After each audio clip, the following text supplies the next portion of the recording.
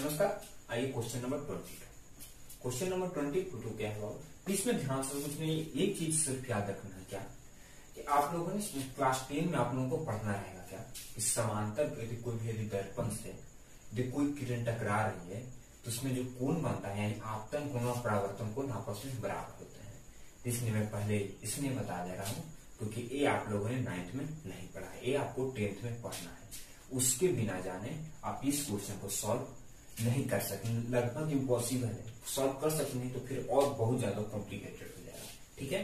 इसलिए ये बात पहले से याद रखिए। अब आ जाते हैं क्वेश्चन के ऊपर। क्वेश्चन क्या है, एक डायग्राम जो दिया है ये मॉडल,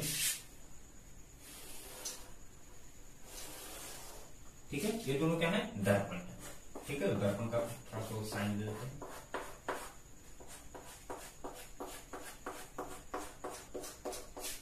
ओके, ये है और एन ये है, ठीक है बाबू। दो दर्पण है और क्या है, एक दूसरा के ऊपर यानी 90 डिग्री पे एंगल पर क्या कर रहा है, एक दूसरे को कट कर रहा है। अब आइए सेकंड फिर क्या कर रहा है, ये दोनों समतल दर्पण है, ठीक है, परस्पर लंब है। दिखाइए कि ये पर आपतित किरण है, ठीक है। तो आपतित किरण कौन होता है, किसी भी प्रकाश से यानी बिंदु स्रोत से प्रकाश की किरण दर्पण पर जाती है, उस किरण को क्या कर रहे हैं, आपतित किरण, ठीक है। तो आपतित किरण क्या हो गया, ये भी दर्पण एन से परावर्तित किरण से डी के समानांतर है, ठीक है। तो कोई यदि किरण जा रहा है तो यहां से भी क्या होगा, परावर्तन होगा, ठीक है। फिर यहां से दर्पण से टकरा रहा है तो फिर से हो जाएगा, ठीक है। ये हो गया क्या, C D, right, okay. S हो गया सी डी। हमें क्या प्रूव करना है कि A B parallel C D. क्या प्रूव करना है बाबू, A B parallel C D. अब इस क्वेश्चन को ध्यान से देखिए। मैंने आपको क्या बताया, आपतन कोण और परावर्तन कोण बराबर होते हैं, ठीक है। तो आपतन कोण और परावर्तन कोण क्या बराबर होते हैं, उसका पर देख लेते हैं क्या करते हैं। तो इसके बीच में क्या होगा, एक लंब होगा। आप एक लंब बनाना ही होगा, जैसे परावर्तन का एक लंब होगा, ठीक है। लंब हो गया तो क्या हो जाएगा 90 डिग्री, इधर भी क्या हो जाएगा 90 डिग्री, ठीक है। एक यहां से भी लंब खींचते हैं, इसे क्या नाम लेते हैं, ये मेन हो गया ना, पी नाम लेते हैं। इस पर भी लंब होगा,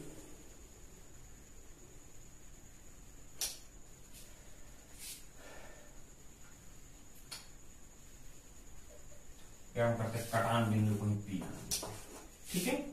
चलो, दो बिंदु तो ये दोनों पर हम लंब खींचेंगे, यानी बी पॉइंट से हम लंब खींचे और एक है सी से खींचे, उसमें एक अभिलंब होता है। जैसे ही लंब खींचेंगे तब दो एंगल बनाना, कौन कौन, एक एंगल ये बना और एक एंगल ये बना, ठीक है। एक क्या हो जाएगा, आपतन कोण और एक क्या हो जाएगा, परावर्तन कोण, ठीक है। इसमें क्या हो जाएगा, ये हो जाएगा आपतन कोण और ये हो जाएगा परावर्तन कोण।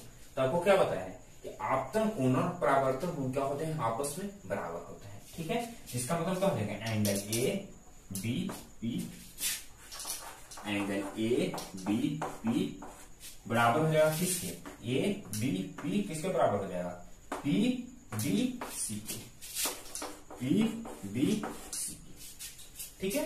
ये दोनों एंगल क्या हो जाएंगे, आपस में बराबर हो जाएंगे, ठीक है। उसी तरह से ये एंगल और ये एंगल भी बराबर हो जाएगा, क्यों, क्योंकि आपतन कोण और परावर्तन कोण बराबर होता है। तो यहां पर क्या हो जाएगा, B C P, angle B C P बराबर हो जाएगा किसके, B C P, P C D के, पी सी डी के। ये क्यों बराबर हो जाएगा, फिर से दोहराएं कि आपतन कोण और परावर्तन कोण आपस में बराबर होता है। ये आप इस क्वेश्चन के लिए सिर्फ याद रखिए, क्लास 10 में जाइएगा तो कैसे बराबर होता है, क्या होता है, वो आपको क्लियर हो जाएगा, ठीक है। यदि और समझना चाहते हैं तो जाकर के मेरा वीडियो है क्लास 10 में जाकर साइंस रिजल्ट चेक कर लीजिए, उसमें आपको परावर्तन कोण के बारे में बताया गया। अब आ जाइए यहाँ पर, तो अभिलंब है ना, ये भी 90 है, तो ये भी सॉरी अभिलंब है, ये भी 90, ये भी 90। तो आप जानते हो क्या कि यदि दो लाइन में क्या आमने सामने का एंगल जोड़ करके क्या हो जाए, 180 हो जाए, तो लाइन क्या होती है, पैरेलल होती है, ठीक है। यहां पर भी क्या है, 90 है ना, अभिलंब पर ऐसे दे दिया है, ये भी 90 है। तो आप ऐसे भी जानते हैं कि दो लंबात्मक दूरी आपस में क्या होती है, पैरेलल होती है, ठीक है। ये भी ये लंबात्मक दूरी है ना, ये भी लंबात्मक दूरी है।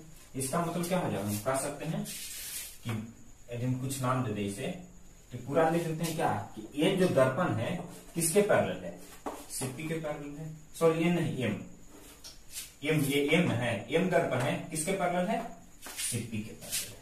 ठीक है, ठीक उसी तरह से क्या हो जाएगा, एक और लंब है बीपी, तो एन जो हो जाएगा किसके पैरेलल हो जाएगा, बीपी के पैरेलल हो जाएगा।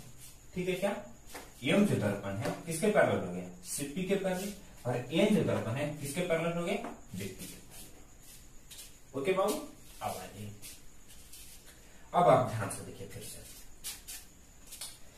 तो हमें क्या प्रूव करना है कि ए लाइन और ए लाइन पैरेलल हो। इसके लिए हमें क्या चाहिए, ए लाइन और इस लाइन को पैरेलल होने के लिए क्या होना पड़ेगा, ये जो एंगल जो बन रहा है पूरा और ये एंगल, अगर ये दोनों 180 हो जाएगा, इसका मतलब क्या हो जाएगा कि ये दोनों लाइन पैरेलल हो जाएगा। ठीक इस तरह से, जिसमें यहाँ पर ये भी ये दोनों मिलकर 180 हो गया ना, ये लाइन पैरेलल हो गया था। ठीक है, तो इस लाइन और इस लाइन को पैरेलल होने के लिए क्या होगा, आमने सामने का दोनों कोण क्या होना चाहिए, 180 होना चाहिए। ठीक है, तो ए एंगल है पूरा और ए एंगल पूरा, ठीक है, क्या हो जाएगा 180 हो जाएगा, क्या हो जाएगा ये भी पैरेलल से बी। ठीक है, इसका नाम क्या हो जाएगा, इसका नाम A B C, angle A B C plus angle B C B plus B C B बराबर, यदि 180 डिग्री आ गया तो इसका मतलब क्या हो जाएगा कि ए बी और पैरेलल हो जाएगा किसके, ठीक है, तब यही चीज हमें लगता है। आप ध्यान से समझना है। ठीक है, क्या करते हैं, इस एंगल को कुछ नाम दे दीजिए, नाम दे देने से क्या हो जाएगा, आसान हो जाएगा। कैसे से देख लीजिए, इसमें कुछ नाम देते हैं, इसे क्या नाम देते हैं, थीटा देते हैं, आपका थोड़ा सा लैंग्वेज में लिखना चाहिए तो क्या हो जाएगा, let be angle A B P बराबर theta, A B P theta हो जाएगा तो पीबीसी भी थीटा हो जाएगा ना, A B theta A B theta. ठीक है, ए भी तो 90 डिग्री में होगा, ये भी 90 डिग्री होगा ना बाबू, क्यों जानता है ना, ये भी 90 और ये दोनों लाइन आपस में पैरेलल है। ठीक है, तो क्या हो जाएगा, ये भी 90 डिग्री हो जाएगा। नहीं तो वैसे भी देख सकते हैं, क्या कहते हैं कि सी से एक अभिलंब खींचे थे। ठीक है, तो वैसे भी 90 डिग्री हो जाएगा। अब आ जाइए, अब ट्रायंगल किसमें चलता है, ट्रायंगल बी पी सी में, ट्रायंगल बी पी सी। तो ट्रायंगल बी पी सी में आपको क्या पता चला बाबू, ए एंगल तीन एंगल मिलकर क्या होना चाहिए, 180 डिग्री होना चाहिए ना। ठीक है, तो पी कितना है, डायरेक्ट हम लिख देते हैं 90 डिग्री प्लस थीटा प्लस इस एंगल को क्या नाम देते हैं, बीसीपी, यानी बीसीपी हम दिया है, बीसीपी बराबर 180 डिग्री। ठीक है, तो 90 प्लस थीटा प्लस बीसीपी क्या हो गया 180 डिग्री। तो बीसीपी निकाल सकते हैं, यहाँ से बिल्कुल निकाल सकते हैं, यहाँ से बीसीपी निकालेंगे तो बीसीपी क्या हो जाएगा 90 डिग्री माइनस थीटा। ठीक है, 90 डिग्री उधर जाएगा, तो बीसीपी 90 डिग्री माइनस थीटा आ गया, तो पीसीडी भी 90 डिग्री माइनस थीटा हो जाएगा। ठीक है, बीसीपी किसके बराबर है, पीसीडी के ना, ये भी 90 डिग्री माइनस थीटा। अब इसको रिमूव कर देते हैं,